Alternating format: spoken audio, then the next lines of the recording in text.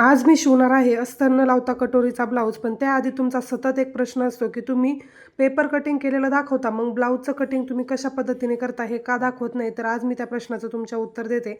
तर पहा, सगळ्यात पहिले तर 2 ते 3 दिवस झाले मी काही ब्लाऊजचं काम केलं नव्हतं, कारण की बोरनाण, हळदी-कुंकू आणि रामचा वाढदिवससुद्धा होता. या सर्वातून काय झालं, जे काही शिवणकाम होतं ते तसंच पेंडिंग राहिलं. मग आता बायकांनी खूप जास्त घाई करताय की आमचं ब्लाऊज झाला आहे का नाही, असे सतत त्यांचे मेसेज कॉल चालू असतात आणि त्यामध्ये अजून कामाची भर पडते आणि या सर्वामध्ये मला कोणाचीही मदत नाही. हे सर्व शिवणकाम मी एकटीने हँडल करते, त्यामुळे मला सध्या तरी काही पॉसिबल होत नाही. पण लवकरच मी व्हिडिओ अपलोड करेल. तर असो, आज मी शिवला होता कटोरी ब्लाऊज बिना अस्तर लावता आणि या ब्लाऊजची मी शिलाई घेते ₹100. आणि या ब्लाऊजचं शिवताना काय झालेलं, मेजरमेंट मोठं असल्यामुळे पायपिंगसाठी कपडा उरलेला नव्हता.